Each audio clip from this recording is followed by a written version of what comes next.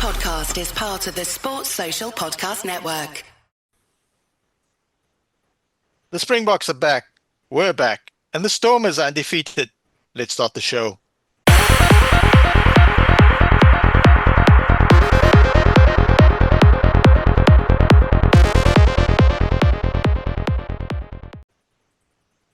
You're watching Bit of an Animal, the South African Rugby Union podcast here on the Global Gainlines. I'm joined by two of the three musketeers, not the full bomb squad. Unfortunately, the rose among the thorns, Lisa B, is not with us this evening, so it's an Okes podcast, not a lads podcast. This is a Southern Hemisphere podcast. But the thing is, guys, apparently, according to a very famous South African stand-up comedian, to be a good Oak, you have to play paddle. So hands up if either of you have played paddle before. Oh, you guys are good Oaks. I'm a bad Oak. I didn't play paddle. Also, apparently, what? You have to join a run club. Either of you members of a run club? No. Nope. I run alone like a psychopath. I run with many a run club. It's really for the free t-shirts, breathable t-shirts. The guys on the URC Rewind are obsessed with like rugby t-shirts, rugby replica t-shirts. I'm not that big a fan of those. I like because of the amount of time I spend exercising. I like breathable technical t-shirts. So if you're gonna give me a free one of those, I'll be there. Shout out to the Ultra Trail Cape Town for the TEDx t-shirts last year. Hopefully get another one this year. All right, guys. We're back. We've taken a slight break, and we're refreshed. Shout out to Lisa B. We'll hopefully see you next week. The third thing about being a good Oak is you have to enjoy matcha. Either of you enjoy matcha? Oh, that's a no. So none of us are good Oaks in that respect. Oh my God. So the Oaks are going to start now with the Springbok squad announcement versus Japan in Wembley. No mention of Heineken Meyer, please. I need to go to George. All right, Temikosi, what are your thoughts on the team that Rassie Erasmus has selected? It was an interesting call. Like, first and foremost, Zachary, the fact that he's in and he just came in and just is in the starting lineup for the first match. That is good news. Going around the squad, it's good to see Ludiaha back. Mosta, I thought maybe that was I saw him. I think it was was it the one in Ellis Park where when he came off, he looked like he was tired. I thought maybe that was him kind of just shifting himself out, but it's good to see him back. I see Ethan is also on the wing. It's nice to see that we're actually going with him and didn't just put him back Edwill. Oh, and also I was interested to see what they will do with the 15. It's interesting. It's nice to see that Kobe's there. I did not think they would put Kobe. And the other interesting thing, it's Esther Hazen with the number 20 shirt, implying that he might be a forward. Yeah, it's interesting that if you look on the bench, the first four players are all Bulls players. That's a strong. And then Esther Hazen, like you said, 20 above Kwaha. So yeah, Esther, the fact that he can play flank and inside center both really well helps a lot, which is super weird because he obviously had a fallout. Well, it's rumored that he had a fallout with Jake White when Jake White was at the Sharks, managing the Sharks all those years ago. Seemingly that Jake White wanted him to only play flank. John, happy with the makeup of the team? Yeah, I think it's definitely something interesting. Very excited to see Zachary Porthen there. I think versus Japan, putting focus on having mobile, powerful forwards definitely helps. Japan's not necessarily going to try and outmuscle us one-on-one. Their focus is going to be to try and shift the focus of attack as much as possible. So if you have mobility around the park and guys being able to shift from side to side to contain that attack, I think if we deploy a defense very much similar to what we had in 2019, then we can definitely see some success there. But yeah, very excited for the team. Glad to see Kobus Reinach getting an extended run at 9. I really feel the game time, the continued game time, and the trust being placed in him see some growth. Same as Tembi Nkosi. Glad to see Franco Mostert back. I think Peter Steff has been carrying that 7 jersey pretty hard. I know Franco Mostert had some he had some personal troubles. So he obviously had some time away to deal with that. And then I think Sasha at 10 sort of speaks for itself. Guys were maybe expecting Pollard, but I think he's still in SA with the birth of his child, I think like a week ago. So we might only see him towards the end of the tour, in the games versus Wales, and maybe perhaps versus Ireland, which I think is our second to last game. But yeah, other than that, also pretty amped to have Ethan Hooker getting another run out, and your Cheslin Colby at 15. I don't know if Japan's going to be brave enough to kick long, because one guy you don't want catching the ball and getting a run up is Cheslin Colby. But we all know what Russie's plan with the bench is, the 4-4 bench. It's just to get Matt Williams to go on another rant. Uh, yeah, this is Colby at 15. Because of the coaching staff we have, we don't know if this is because, I mean, Valileru is not injured or anything. He was just not in the broader squad, not taken with. That doesn't mean he won't make the World Cup the amount of players we have and the thought process of our coaching staff. So Colby at 15, because Fassi is injured, and that's obviously sucks for the Sharks. It completely derails us. Damian Willems has got a slight hamstring issue. Hopefully he recovers from that, and that also affects us at inside center because he can play quite well there as well. So because of the coaching staff we have, we don't know if it's because of injuries or because of the try stuff, because this coaching staff is always willing to try things. Of course, this 5 matches will go a long way to deciding where we fall in terms of like the World Cup pooling and things like that. So the reality is that we always want to win games, but this coaching staff is willing to try things, innovate, push things forward at the risk of maybe instead of playing it safe the whole time. So that's very exciting. One thing that interesting for me is that when I looked at the Springbok squad to tour Europe, I didn't really look that closely, and because the national teams purposefully name squads in a very sort of jumbled way. They do it like uh, alphabetical order on surnames and stuff like that. It's to throw the opposition off. Like they're not gonna segment it into hooker, tight head prop, loose head prop, perfectly for like they make the opposition do it themselves. The thing for me is that um, it looked as if Wilco Low, and we'll look at the broader squad a bit later. It looked as if Wilco Low and Zachary Porthen were the only actual tight head props in the team. Can Gerard Steenkamp play tight head prop, Ron? Have you seen him do that? And I didn't. I think he can maybe do a job at the Bulls level. Yeah. But I I mean, don't know. um, Theoretically, speaking only from Scrum theory and not Scrum experience, the tight end is the guy is normally your stronger of the two props. mm, So less mobile, being a bit more blockish, a bit stronger.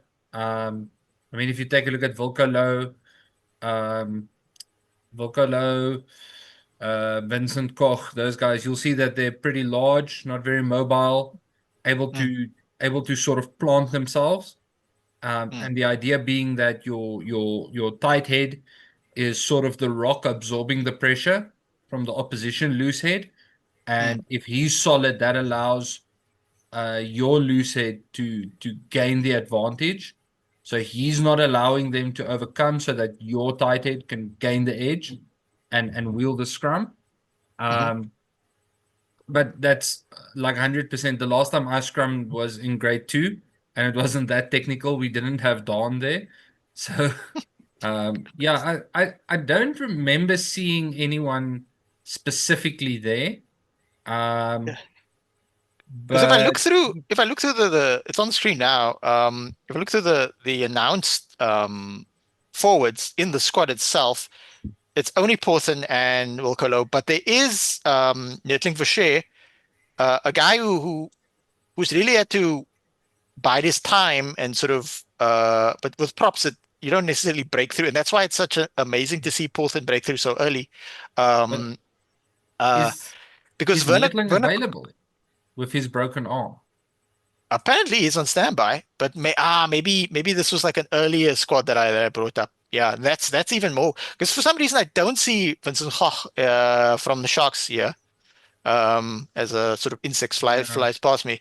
So that's something to keep an eye on. I Yeah, think maybe, you know what, if I'm thinking about it, it's possible that he could, like I said, that he could do a job there. You know, Stand against a Cup. smaller team, Yeah. against a smaller team like, for example, Japan or Wales, Mm, perhaps, whose scrummaging is not going to be that intense. mhm. But I would really, looking at playing against France, I might expect actually Porthen on the bench and Low to start. Yeah, I was super surprised Portland starts, but it's against Japan. I wouldn't see Portland like starting at 21 against like New Zealand or Ireland, that type of thing. But yeah, overall, like solid team. But more sort of variation. Pamba and Ngomazulu, there's a mix of youth and experience here, but they also had to do the best they could with the team and the short turnover.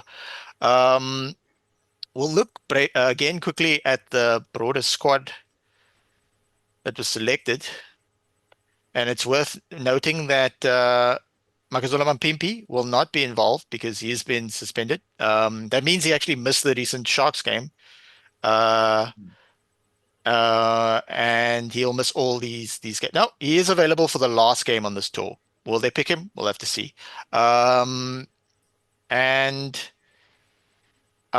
somebody will get into a bit later. And then Nick Vessels also won't be involved in a very, very long ban. So interesting squad. The only bolter I can see in the broader squad is Zach. Then Mikosi, do you have any broader thoughts on the broader squad? Well, when you still guys at the forwards, I think they are probably counting on Dutoy, Thomas being the one that covers both, because I think in the Prem he does Oh, that. It does then do. Mikosi. Oh, yeah, brilliant. So That's what I wasn't thinking of. I'm so tired. You're right. Yeah. Thomas the Tank Tattoo can play on both sides of the scrum. Yeah. yeah, so I think that's probably Mystery what solved. Mystery solved. Yeah. they were going with. This was also in the conversation. Yeah, and it's nice to see Sebastian de Klerk there. Yeah, he's been doing well for the Bulls. He's on the reserve list. We heard that Jono Augustus is on the reserve list, but yeah, I'm kind of happy that Lucanio Am and Bongi Mbinambi are on the reserve list. I want them to sort of just chill and be able to play fresh, hopefully, because our first game in the URC after this tour, immediately after the Springboks play this 5-week tour, is Connacht and Galway all the way in Ireland. So windy Galway. So excuse me, it's not going to be easy. And I want the best players. Although I will say Lucania Arm's form lately, as much as he's one of my favorite players of all time, has not been the greatest. Yeah, that is the squad. We'll look quickly at some of the minutes some of the players have played. Kind individual on Reddit posted this, and according to his Reddit, he's a Southern Kings fan. So hopefully we'll get him on the pod sometime soon. And he shared this spreadsheet, a link to it, and then everybody could download it. And it's obviously been filtered by who's actually played the most across the year for not their club, but specifically for the Springboks. And we can see Malcolm Marks has played the most, followed by Peter Steph Toy, then Jason Colby. Who's next? Oh, it's Caden Moody. Wow. Jason Colby, and then Rowan Nokia. And on the bottom end, it's Evan Roos, made one appearance against Italy. Faf de Klerk, amazingly enough. Jean-Luc Dupré is mostly because of injuries. Jean Klein, again, injured in the first game, back in the squad.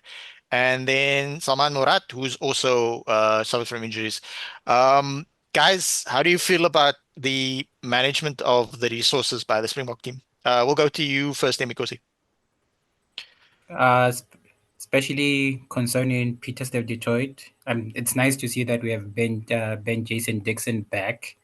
So I think it'll limit some of his time because he was like the overworked person in this whole entire team. In terms of other ones, I think your Kenan Moody, your Rowan Nohia, those ones are kind of seem like they're going to be the pillar of the new team, or is like going forward. So they kind of need to get like as much game time as like they can get. Especially Moody, he needs to iron out some things. You just highlighted Sia. I feel like he should get a rest. Like if we really want him full and firing for the World Cup, you should take it lightly, Yeah, I don't along with want to see Etzebeth, wherever he is. every game in these 5 games. I think we can. Van Staden's been solid. After Van Staden, who plays on the flank, I wonder maybe Kwacha shifts. Jean, any thoughts on the numbers we see in front of us? Yeah, look, it's very interesting. We see Malcolm Marx pretty much having the most minutes, which is interesting. I think if we look at his form post 2023 Rugby World Cup and towards the end of last year, he's been maybe struggling to get back in the saddle. And that's understandable. He had a pretty terrible knee injury, and you sort of, it would be unnatural not to have that lingering in the back of your mind, and you sort of have to build that confidence and that fearlessness again. The one thing that does sadden me is the fact that Sia's probably going to play his 100th Test cap overseas, and it would have been nice to have it here. Yeah, I think what also jumps out to me is, yes, Malcolm Marx and Pieter Steph du Toit, maybe and Cheslin Colby, maybe the three in the top 5 who've played the most minutes from the established squad. But if you take a look at Kane Moody, Ruan Orkia, Thomas du Toit, Ethan Hooker, Damian Willemse, Grant Williams, Jasper Wiese, these are all some of the guys who are a bit on the younger side of the team by about a year or two. So that just shows you again how well Rassie and them are managing this transition. Yeah, I think with the eye on 2027, you can't really miss the fact that a lot of the guys getting good minutes now are the guys on the right side of 32, 33 to sort of have the younger team more available, more experienced, because you want them play not walking into a quarterfinal where they're playing France or they're Ireland and it's their first game against them. You sort of want them to have that experience. You can't just say, oh, well, I played the All Blacks, I'll be able to take on France. So I think they're managing the minutes pretty well. But it will be very interesting to see how that happens going into next year. And sort of managing the transition between the old guard and the new guard. Yeah, I appreciate that as well. I think they're doing the best they can. I mean, it's unideal circumstances. You have a plan, and then you get punched, and then plan goes out the window. Jan Hendrik Wessels getting suspended, John. I'm not sure if John's still there. Unideal situation. I alluded to it on the URC Rewind. This guy can play tight head, loose head prop and hooker at a very high rate. He's extremely explosive.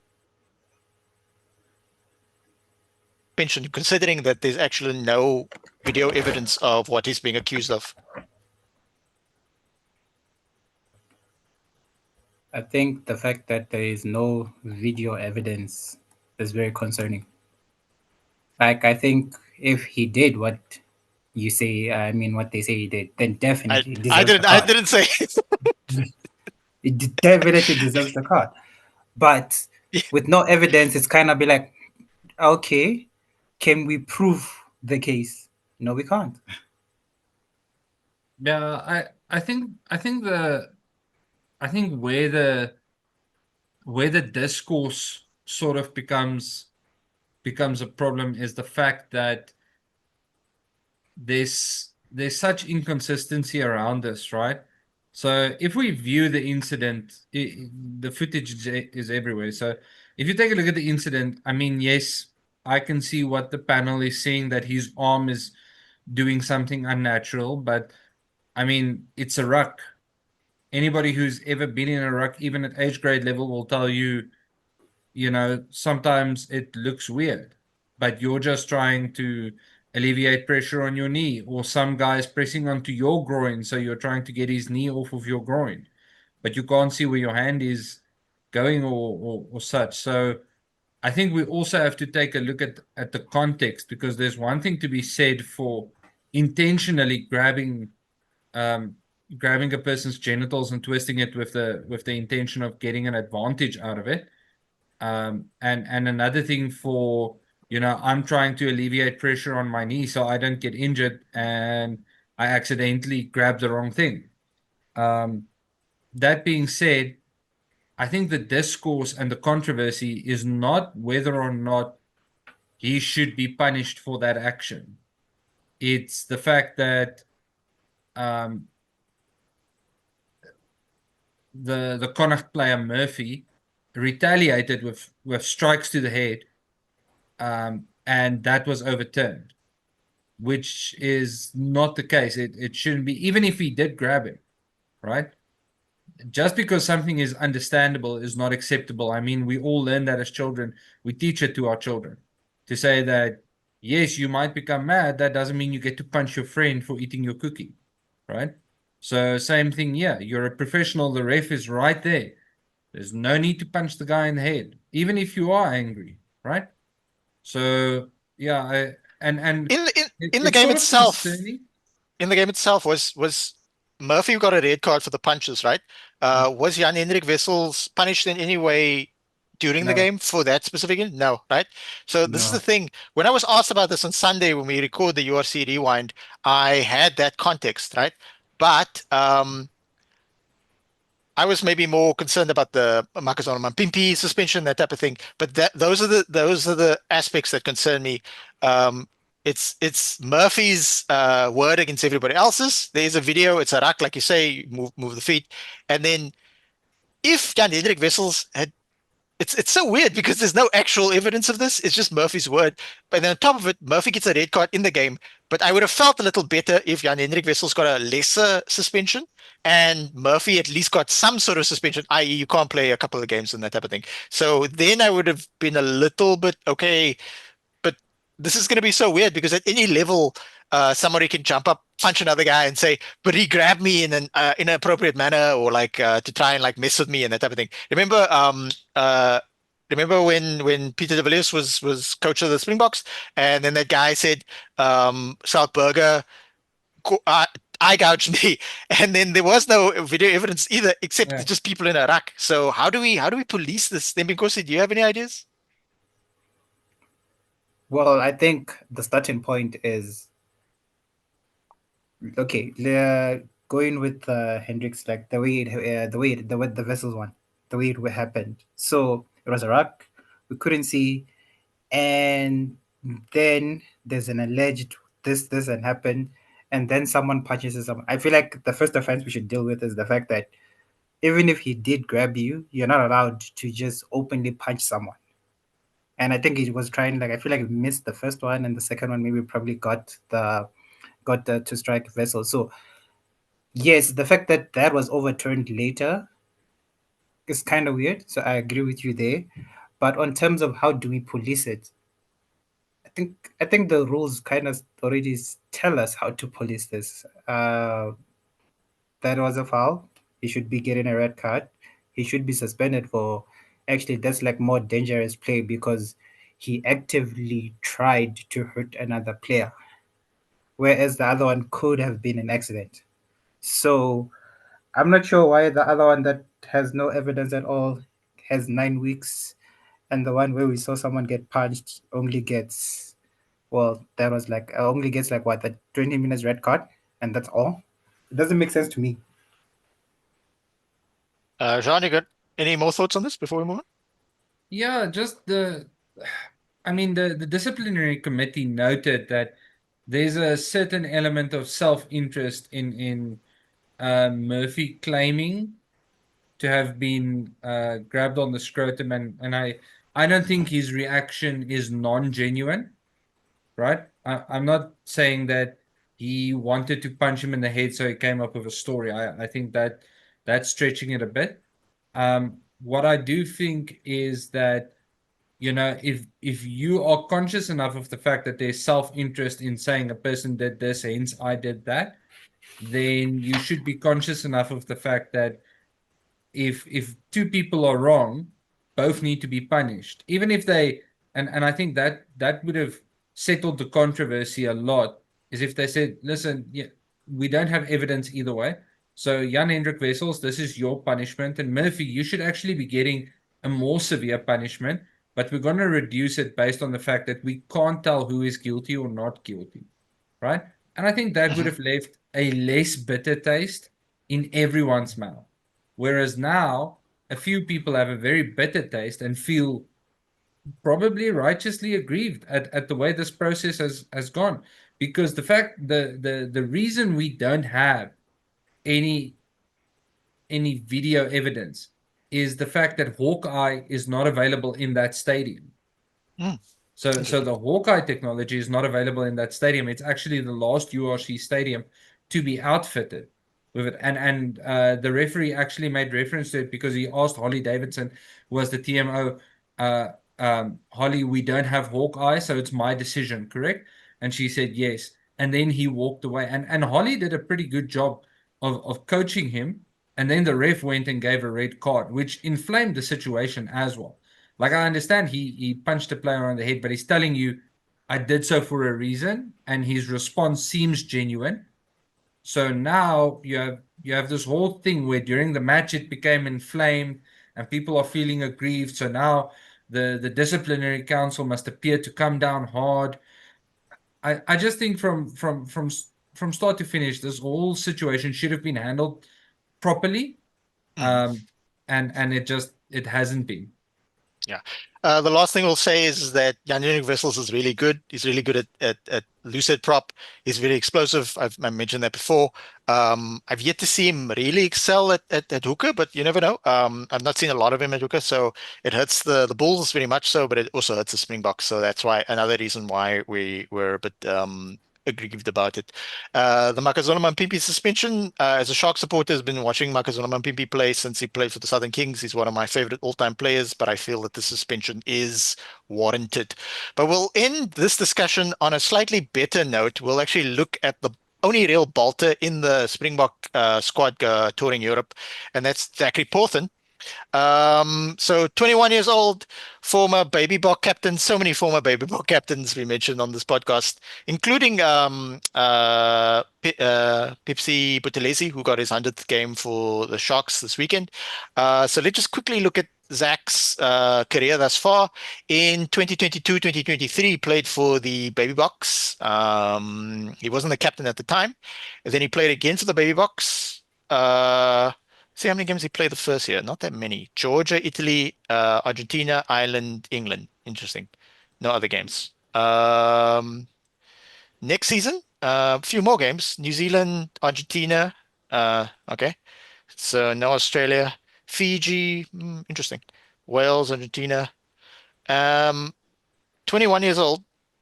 We'll get to his age and his heights and his stats later. Last season, he played one game in the URC around 17, and he played for 18 minutes coming off the bench. Weirdly, they don't show his Currie Cup. We've watched him play a few games in the Currie Cup this season. This season he's played 4 of the 5 games that that the Stormers had, and he's slowly played slightly more, and they actually started some games. So this was super interesting when you consider tight head props in general, but tight head props in particular are thought of as maturing later. So they don't want to rush them too soon. Some guy can play for I mean, how old is Nettling for Share? Nettling for Share is a tight head prop. I should bring his stats up, but let's compare Zach Porthen with some of the more stalwarts, the people who've been holding it down at tight head prop for the Springboks of late. So the name that comes to mind most prevalently for most people would be the guy who's injured now, and people sometimes think that he's retired, but he's not. He's just injured out for a year, and that would obviously be Frans Malherbe. So Frans Malherbe, 34 years old. What's interesting to see is height stats are more consistent than weight stats, because weight stats fluctuate and that type of thing, but people don't get massively taller, massively shorter in a certain amount of time.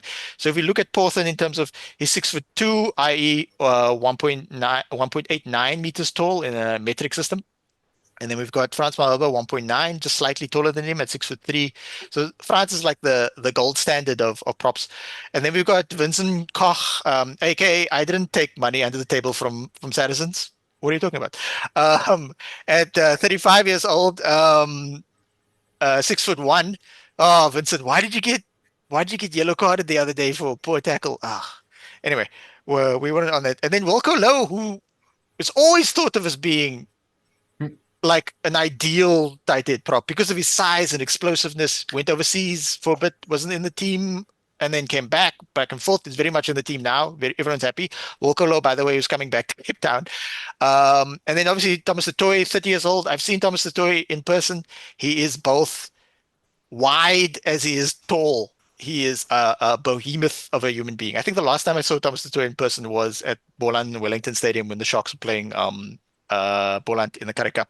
So these are the guys. But what's you're always going to have bolters in a team. But what's interesting is that Zach is 21 and he's already in the team. So in Rassie we trust. That's the motto of this podcast. But and we're not questioning Rassie. But the thing is that they must see something in this kid if they're playing him this early at that position. Yes, they're starting him against Japan. It's not that tough a scrummaging thing. And they've got, if you look at the team around him, he's got very senior players and quite large locks as well. So I'm very excited about this. But at the same time, he's getting a cap at 21. If he regresses a little and goes up and down, progress is not linear, people. I don't want to hear bullshit 2 years time from now saying he's out the team because he's shit. No. People need to mature and develop at their own pace. Not everybody's going to be in the team all the time. Any thoughts, Jean, on such a young player at such a key position? Yeah, first of all, I think the fact that he's got a couple of stalwarts at Stormers, probably helping him off the field in terms of guys like Brock Harris, Frans Malherbe, guys who's been around the block. Nettling for Shea probably as well. In terms of scrum knowledge, there's a lot of scrum knowledge there. You don't know if maybe Spicy Plum is also helping him out. So there's a lot of knowledge floating around there. Like we all tend to think of the Bulls as the scrum team, being the team that plays very forward dominant rugby. But in terms of knowledge and expertise, Stormers are not that far behind, and they've actually got a pretty good scrum setup. So using those experienced tight heads to bring the dark arts to the younger guys makes sense. And just on the length thing, I think the reason you want a tall tight head is because they have to absorb so much pressure. And if you're longer, you have a better, you're a better lever, so you get more leverage. But yeah, it's definitely, look, I'm very happy for him, and I do think early exposure is key. Like if he plays against Japan, even against Japan, settling in a test match scrum is going to be different, and you're going to feel the pressure, you're going to feel it. and it's gonna broaden his eyes to what it is to be a Springbok tight head. And then when he goes back to the Stormers, he's sort of like, okay, so I thought Stormers scrum was tough, but actually it ranks down here because when you go to test match, it's up here. So yeah, I'm happy for him, and like you said, in Rassie, we have to trust. We don't have a choice. Everyone's injured. Uh it's I think it's just there's a novelty to it because we're so used to tight head props in particular getting chances very late in their 20s, maybe early 30s. Nathan Vershey only got his chance at 31. And people think he's like a bolter, and he looks quite young and that type of thing.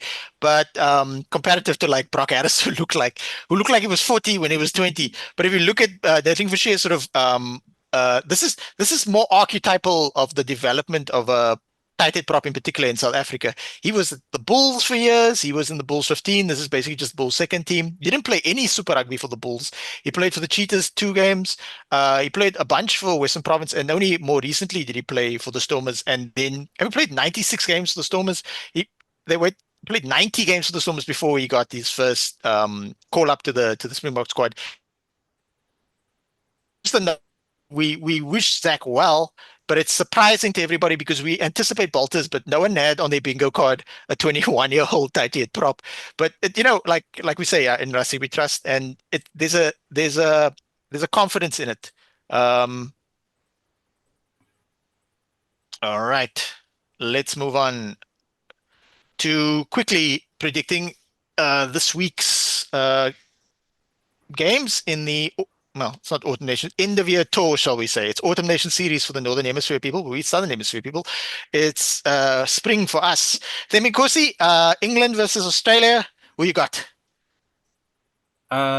Considering that Australia started basically last year with beating England, I think they really would want to come and actually put up a fight for this match. And the fact that England are just coming in kind of like cold. The last time they played was like in June. So I'm expecting, and that was like the B team. So I'm expecting Australia to come with some sort of intent. But then again, seeing them play last week against Japan, there was a lot to be desired. It was kind of okay, but they were kind of hanging on there at the end when Japan was kind of coming back. But if I had to pick a verdict, I think England will be strong at home, but definitely Australia would want to win this match out of the rest of the tour that they have. This one would be one of their key matches that they would want to win. Yeah, I mean, it's tough predicting without a team sheet. Always informs our decisions a bit better. But yeah, we're recording this on Wednesday, the 28th of October. Sorry, Tuesday, the 28th of October. That's a Freudian slip considering what happened earlier. I put in the pre-podcast. That's inside baseball. Quickly, Jean, the Poms or the what's the I think or the I Wallabies? think it's going to be the Poms. Mm.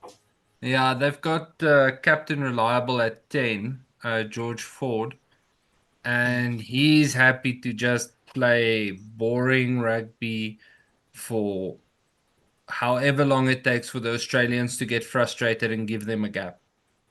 George Ford is pretty much I would say the closest you're going to get to Andre Pollard in the English team, and he's happy just to let the forwards plug away and create the gap for the back line. And I think if Borthwick can get everyone on board and in buying into the game plan quickly enough, to say, listen, let's just wear them down.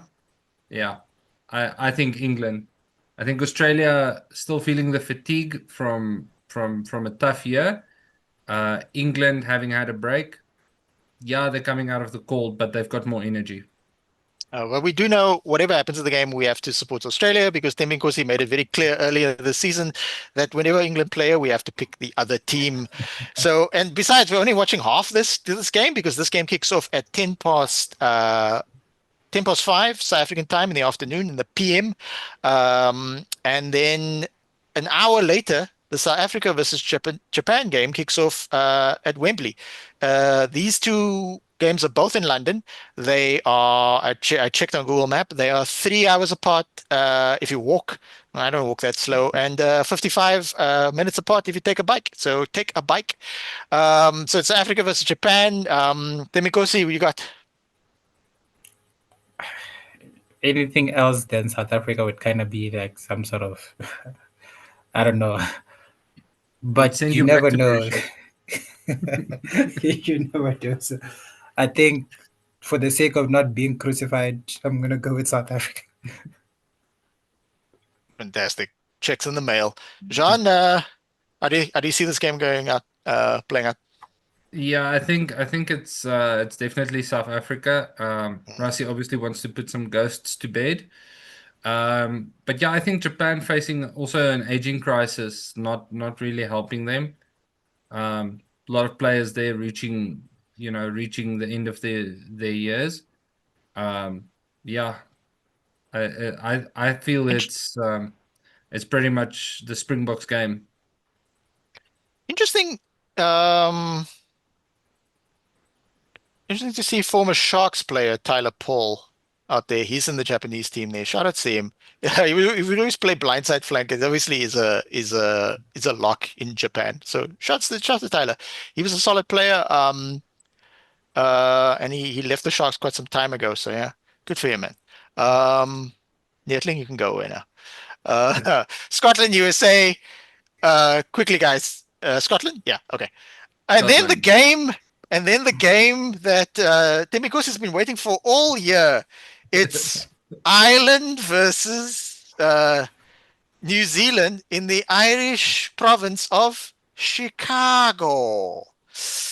Demikos, we got your secret first team or Ireland? I am actually going with I think Ireland might pull in an upset. You never know.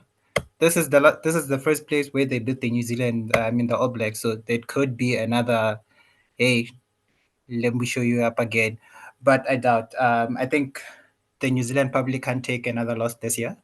So anything except for a win is gonna be Razor's gonna face a lot of hate. Jean, your thoughts on the game? Yeah, look, definitely the one I don't want to say looking most forward to, but I think definitely going to be the most intense clash. Um, a lot of hate out there. If we take a look at the last three matches, it's 1 to Ireland, 2 to New Zealand, one of them being a quarterfinal, and the first quarterfinal revenge match.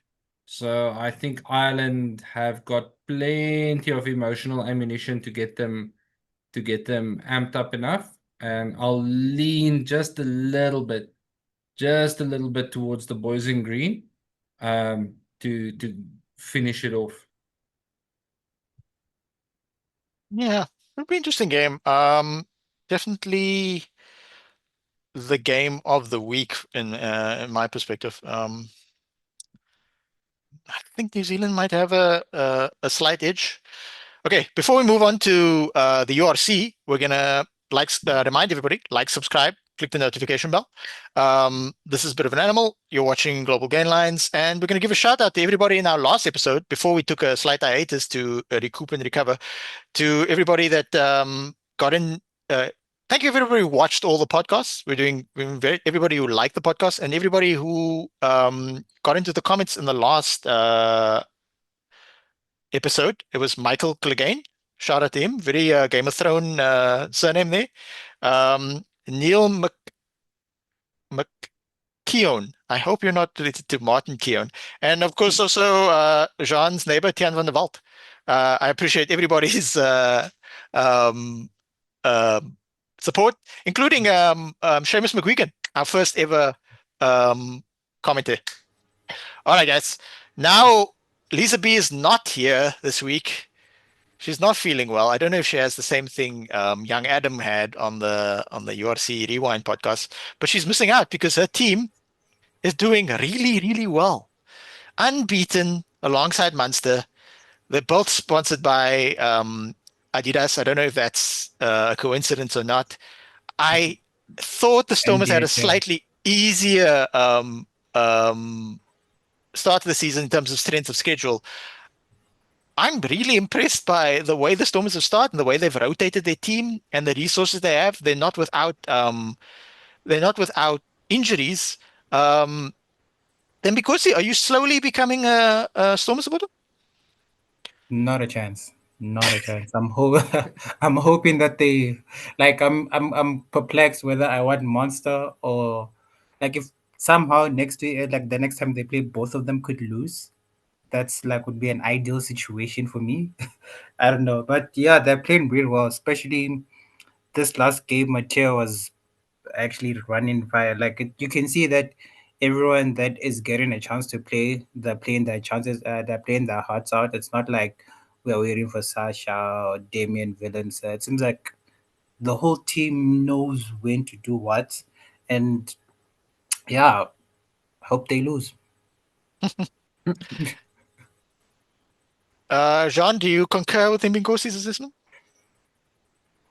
Um, for now, maybe.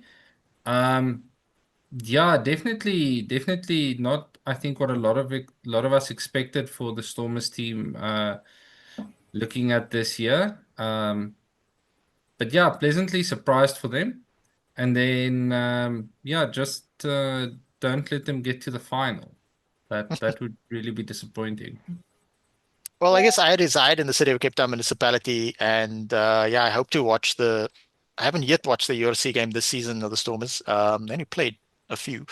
Yeah, it'd be cool to actually go out there and watch the game. And it's the Stormers' success is a combination of a few things. It's not just you need a bit of luck, yes.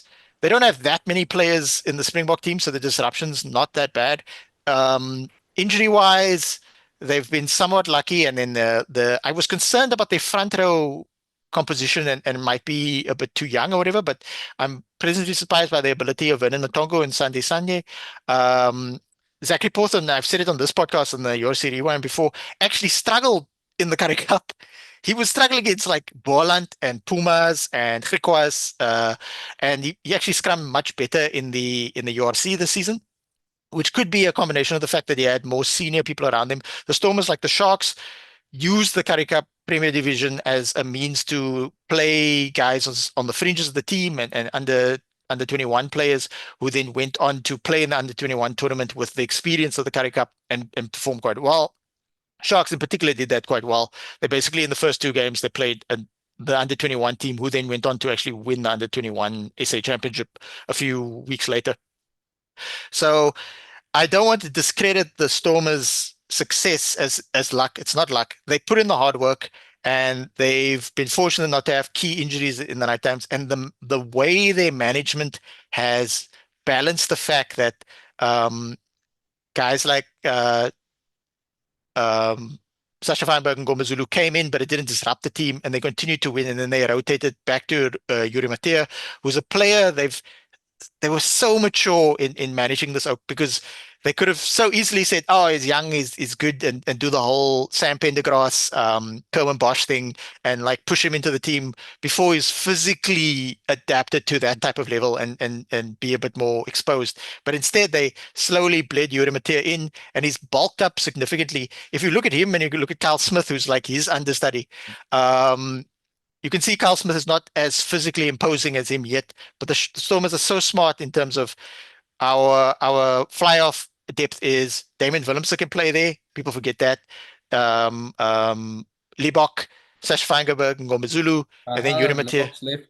Yeah, but I mean when they were developing the depth and not pushing Yuri Matea in. Libok left recently, but they could have pushed Yuri Matea in sooner at the expense of Libok or shift him around, that type of thing. But they had those guys, they had all those guys on the books. They had Feinberg and Gomezulu, Damien Willemse, they had Libok, they had Yuri Matea, they had Carl Smith. But they used their resources and they didn't overexpose a young player too soon. And they're reaping the rewards now because he looks, it's early days, but he looks a complete player for his ability at this young stage. So the Stormers, yes, when you look at things like strength of schedule, they had a not as tough a schedule as say the Lions and the Sharks, but you've got to play the team in front of you, and you've got to maximize those opportunities. And often teams will drop a game here and there. For the Stormers to do 5 games on the bounce, is incredibly a testament to the hard work that they've put in. So shout out to them. All right. Just something I want to mention from the Stormers, and I heard this on an interview with man, it's I can't remember his name now. He plays 6'4".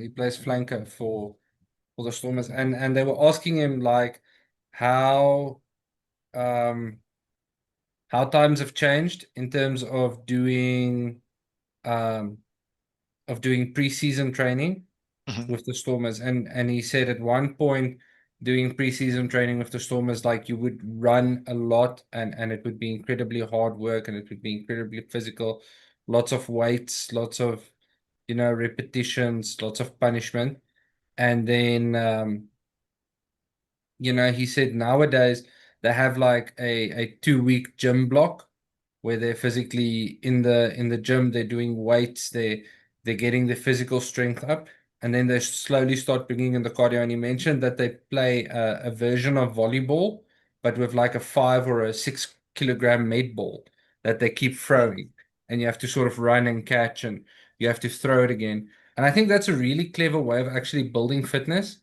is by having a game like that and not doing what a person would consider destructive fitness, just running the whole time, being on your feet, being on your legs, having that excessive impact, and having that gamesmanship. It also gets you excited. And I think that's one thing where the Stormers are actually capitalizing on their talent, is they've got the fitness to be on the attack, because we see them winning with large margins. And one thing that we see that's similar in terms of the Springboks is when their match fitness caught up to their game plan, we saw the margins starting to grow. So I think it's the same for the Stormers, and yeah, there's definitely some clever management going on there.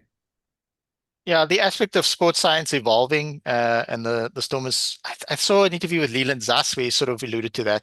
Might have been the player you're referring to.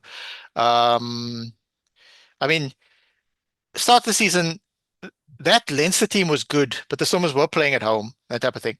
And then Ospreys, you'd always pick the Stormers ahead of the Ospreys, unfortunately, for the Ospreys. And then they immediately go on tour, and they win. They beat Scarlets, and Scarlets are having a weird season, the lock crisis. They were bossing Scarlets at the scrum, but not that Scarlets weren't in the game.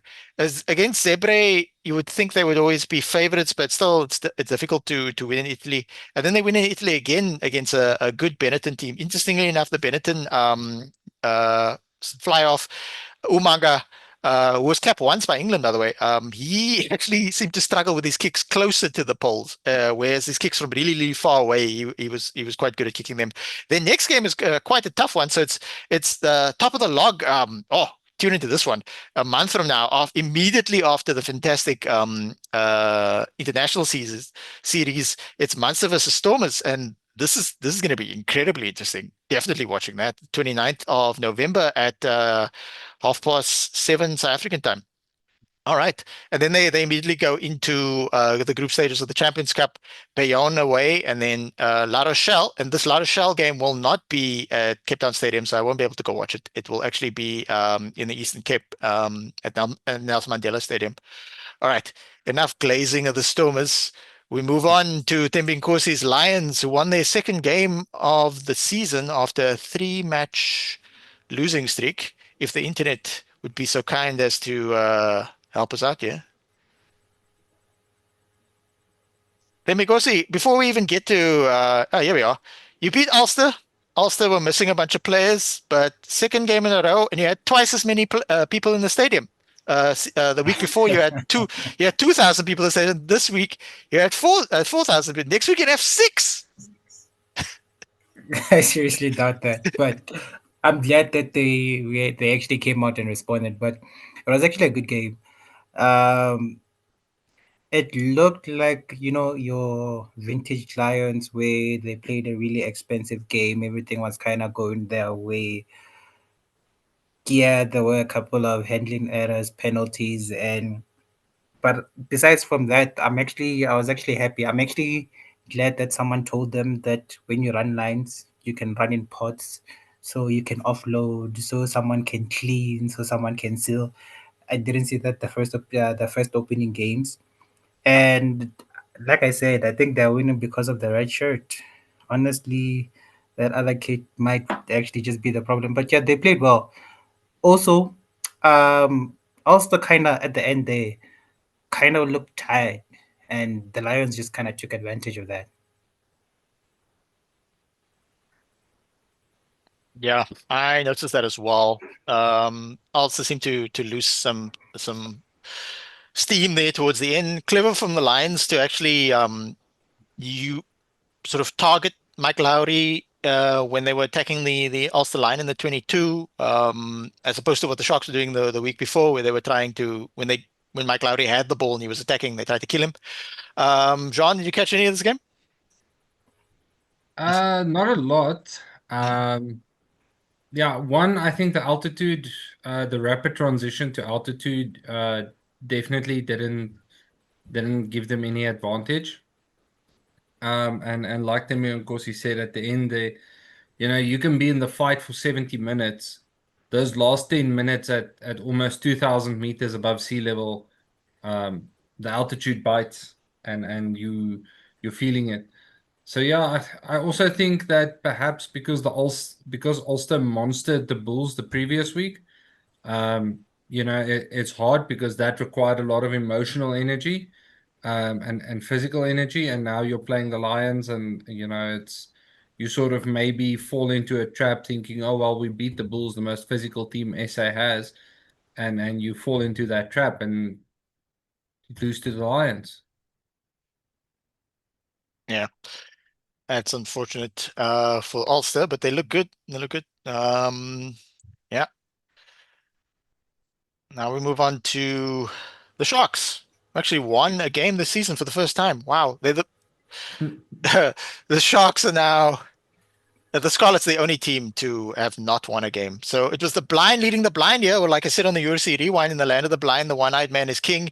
The Sharks, many issues, Plumtree out, shifting things around. Not the greatest schedule, but still losing so many players to Springboks. I mean, they come back, they look completely. The composition of the Sharks team is. We're starting to see the negatives of having such a Springbok-laden team. Although I will say, Ethan Hooker, we developed as a player, including Lorenzo Julius and that type of thing, and he's in the Springbok team now, and he's from KZN as well. So yeah, the Sharks were able to defeat the Scarlets. It was a close game. Yes, we won by 10 points, but it was actually the Scarlets also seemed to lose steam towards the end of the game. Springboks didn't really punch up to the degree we might have hoped. We have also got a lock crisis because we had to loan JJ Skippers from the Pumas.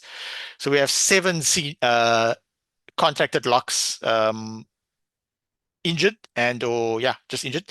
Yes, we did start with Springboks, Mavanori and Evan Isabel, and they played the whole game. JJ Skippers did not come on at all. Overall, I will shout out Jean Smith. Very good hands, young player, 22, former Baby Bok, looked solid. Edwin van der Merwe put in a good shift on the wing. He's been deputizing at fullback for a bit for the last few games, and that sort of doesn't make him a bad player there. It's just you don't get the full Edwin van der Merwe experience if he's at fullback. It's not so much a fullback; it's more like an emergency fullback. Andre Esterhuizen did Andre Esterhuizen things. He was a bit quiet. Lucanio Am, again, not in the best of form. Ethan Hooker, much better than the previous game. It was great to see Jordan Hendricks back, looking really bulky. Weird that he didn't take longer kicks for the line and that type of thing. So having him back was a big help. Bata made an impact off the bench. Both our substitute props absolutely destroyed the Scarlets props. But you on the UFC Rewind said that the Scarlets replacement props aren't the best players. So take that with a pinch of salt. Yeah, once again, shout out to Pepsi Buthelezi. This is his 100th game for the Sharks against non-South African opposition. So this doesn't. He's also got 12 extra caps in the Currie Cup. So it's 112th game for the Sharks in total. His former Baby Rock captain, 26 years old, very good number 8, and mature enough to deputize for the team, to be a team player and sometimes play on the flank. He's not a natural flanker. Hakeem Konene came on for like 5 minutes. Lorenzo Julius made somewhat of an impact off the bench. Jaden Hendricks, bit more of an impact off the bench. Still concerned about his overall execution. Yeah, guys. We finally got a win. We drew a game early in the season. We're gonna really have to use this. I've spoken to some Sharks players. We're gonna the players who are not with the Springboks, which is like 3 guys, I guess. They're gonna have to use this time off. They got 2 weeks off now, and then they get back into camp before we have to play away to Connacht and Galway, and then play a certain Toulouse team in France. So that's not gonna go well. Yeah, Sharks won, and we're thankful for it. Now, Jean, you've got some explaining to do. We were hoping for a clean sweep of South African teams this week. What happened? Yeah, look, I think at the end of the day, what undid us was the discipline. That penalty try at the end sort of sealed it, seals the game. Discipline definitely not something that, is something that we can be proud of at this point in time. Besides the controversy surrounding Jan Hendrik Wessels, I just think that there's been pretty much for the Bulls at least 1 card per match on average. So it's going to be very difficult, to expect to win a game when you're going down to 14 for what, about 10% of the game? No, more. Close to 12% of the game every game that you're playing with 14 guys. So yeah, but look, I'm not too harsh on the Bulls. We sort of have to take this season for what it is. There's a new coach. Things are going to change a bit. There's going to be feet finding. There's going to be, new things being brought in. But I will say this. I think Glasgow are probably one of the teams that are the most of the overseas teams, or the Scottish, Irish, Welsh teams, probably one of the most physical teams out there. They really, they really don't shy away from the physicality of it all, and they have a well-rounded game. So yeah, I'm sad to see the Bulls lose, but at the same time, there's the fact that we're giving away yellow cards every game. That's going to cost you. And 2, it's we have to accept that a new coach is not just going to walk in and start winning. I mean, even Rassie Erasmus in his first year only had a 50% win ratio. So I think it would be harsh to expect anyone else to sort of achieve more than that. But I'm hoping that in the Champions Cup, we're a bit more competitive than we are right now, where we seem to have 1 good week, 1 bad week. And then, yeah, obviously, I think the whole drama surrounding the Jan Hendrik Wessels saga will be... it's going to be such a big mental distraction and mental drain. The coaches have to be very careful about allowing themselves to get drained by that, and then not being present for what's happening on the field. I see you lost 2 games, but you beat Connacht. Who did you drop to? You dropped the game to Ulster. Yes, yeah. So we Yeah. lost to Ulster, we lost to Glasgow, and it's two. It's probably 2 very physical teams who could match the forwards in terms of intensity. Oh yeah. That we lost to. I was a bit disappointed in the game against Connacht, because I did expect us to beat them a little bit further. But yeah, it's happy to walk away with the win there. But yeah, there's definitely, like, I think the goal this season for Ackerman and the Bulls is, as the season goes, they'll set achievable goals for what they want to achieve, and slowly start building a system where end of the season they can sit down and say, these are things that we did right, these are things that we did wrong, and looking at next year, let's build on some of these things and build some cohesiveness and some strategies around what we have here. Yeah, I mean, it's tough. You play 2 home games and then to immediately go to Ulster, who still had the Irish players and didn't have that many injuries. So that I forgot that you guys had lost to Ulster. I wasn't that disappointed or so surprised. It's just a bit disappointing to me that people after this loss, you won 2 games though. After this loss, people are like, Ackerman doesn't know what he's talking about. But when we say people, we just mean random bots on social media and that type of thing. People just say random shit. Glad you guys beat Connacht and Galway. I mean, not an easy game to win, so that's an achievement. And I wasn't hugely surprised that you guys lost to Glasgow. Glasgow really good. Glasgow, no joke. And even though Glasgow don't have the depth that they might have had last season, they still have a really good team, and they've been really smart in terms of developing their squad and like recruiting Josh Mackay in his late 20s from New Zealand, and he's almost able to play for Scotland in a couple. I think he might play for Scotland soon, maybe even in this Northern Hemisphere too. I have to check it. So that's a good player to have.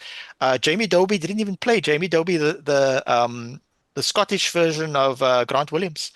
Then, because any thoughts on your Gauteng brethren dropping a second game, but still looking a solid team? Yeah, I also heard the whole chat of them.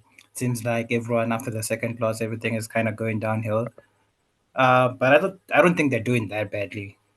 I think they just need to adjust to the new system, especially because it seems like they're scoring way more tries than last year. So that comes at a cost. So I think the cost is a little bit the defensive side. It's not as strong or as linked up as before, but they can work on that. And concerning the past game, well, I looked at last year, and last year around about this time they actually won that game, and I think it was also away. So I was kind of expecting maybe they would show us something. Maybe Ackerman would, give us a surprise, but they fought. And if it wasn't for that, okay, but it wasn't no goal. But if it wasn't for that disallowed try, that could have changed the whole momentum of the game. And I didn't want to consider talk about the ref, but it was weird that okay, fine, it was a knock on, but I don't remember what happened, and now it was a penalty against the Bulls or something like that. During around about that moment, it caused a little bit of okay, but yeah, it's fine.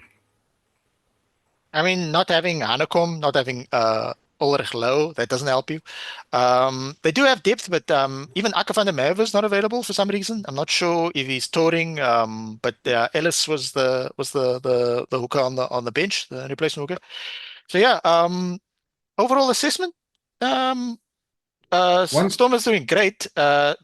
Bulls doing decent. Lions won 2 games, and the Sharks are about to get relegated. Quickly, Jean, yeah, you have thoughts?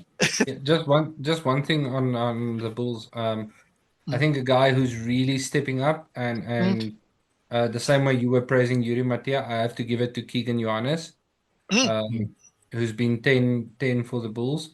I think for a young guy, he is keeping head above water, keeping it simple, keeping it straight. And if you've got a guy like Willie Leroux, on 15, you're just taking notes. Let him show you the way, and you just focus on executing the basics.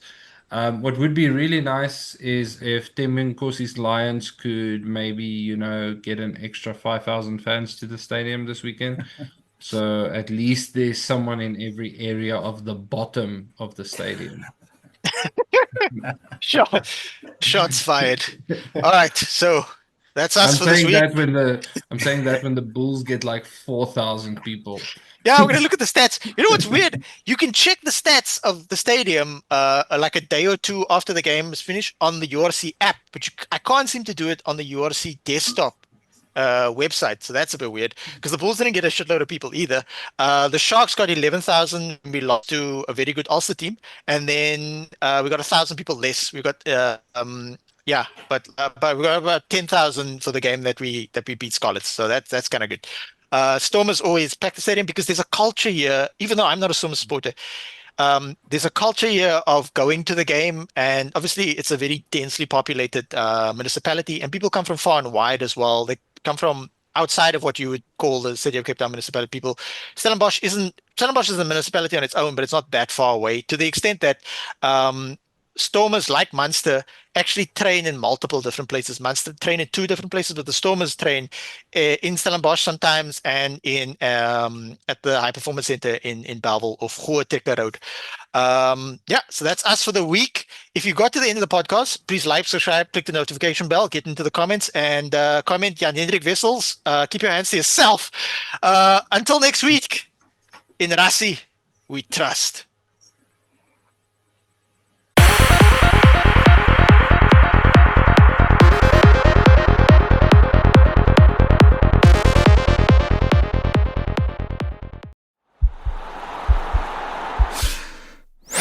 This podcast is part of the Sports Social Podcast Network.